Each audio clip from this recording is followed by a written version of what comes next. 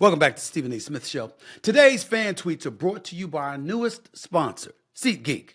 And it couldn't have come at a better time. Because when my Knicks are going up against Steph and the Warriors and I'm looking for a hot deal, there's no question I'm going right to SeatGeek. And I'll tell you why. With over 28 million downloads, SeatGeek is the #1 rated ticketing app. There are more than 70,000 events on SeatGeek, including concerts, sporting events, festivals, and more. That's why I'm excited to have a ticketing partner that helps the Stephen A. Smith Show listeners find tickets to all the big-time games, so you'll never miss your chance. See LeBron, Embiid, Giannis, or Wemby. You'll never miss your chance to see those guys. They put all the tickets across the web in one place, so you find the best deals on what you want to do and who you want to see.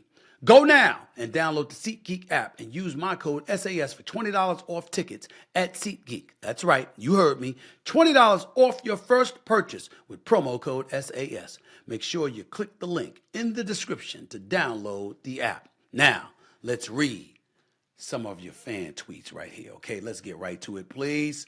Let's see here. What's your favorite seasoning and sauce?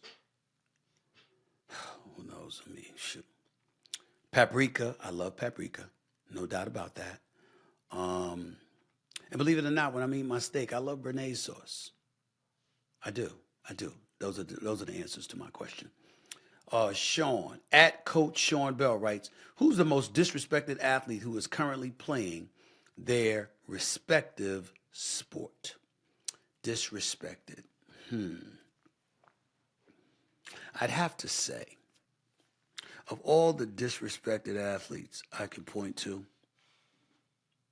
believe it or not, despite the fact that I can be critical sometimes, I'd go with LeBron James.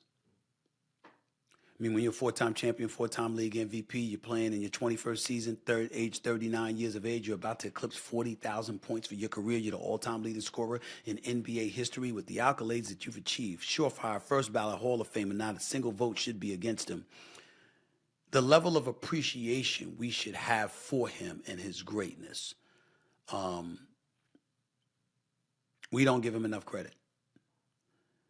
We can say that, but I'm going to take it a step further. What I appreciate most about him is his conditioning. He should be an inspiration to all of us. Because when I watch LeBron James, I marvel at the fact that the brother never, ever appears out of shape. Ever. And I got to give credit where credit is due to that. Next up, look at this guy, at Fed Aguirre, right? How much would a wood would a woodchuck chuck if a woodchuck could chuck wood? That's some elementary school shit you threw at me right there. When I was in elementary school, I had an answer. I'm a bit older now. I don't remember. So I have no answer to your question. But I appreciate it.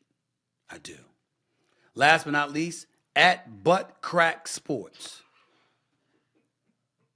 What kind of damn name is that?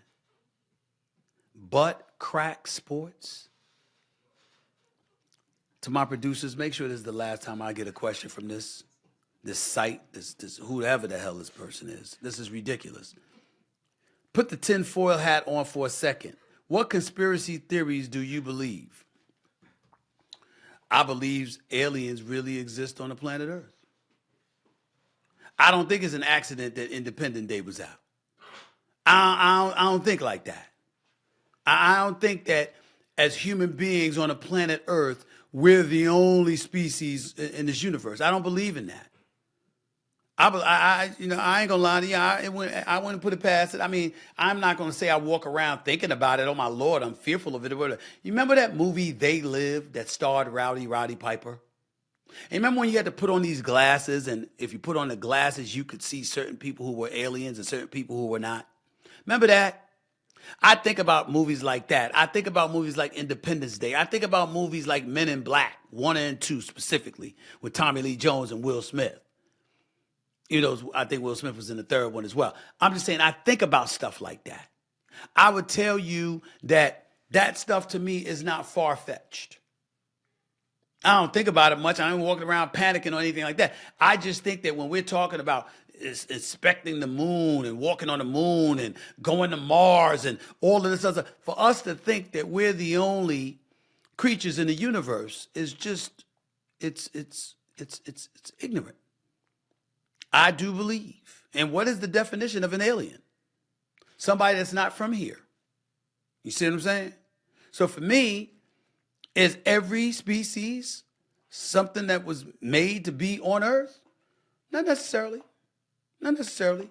That's what I think. Don't think about it much. But to answer your question directly and as honestly as I possibly can, that's where I'm at with it. Anyway, that's it for today's edition of the Stephen A. Smith Show. I'll be back with you in a couple of days or so. Hope y'all enjoyed it. Thanks again to the one and only Roland Martin for coming on the show and discussing and apprising us of a little bit of politics, because obviously this is an election year. So what goes on is pertinent, it's relevant, and anything that's pertinent and relevant is something that I want to touch on. So stay tuned. It'll be more of that coming on. You're listening and watching the Stephen A. Smith Show right here over the digital airways of YouTube and beyond. Until next time, everybody, peace and love.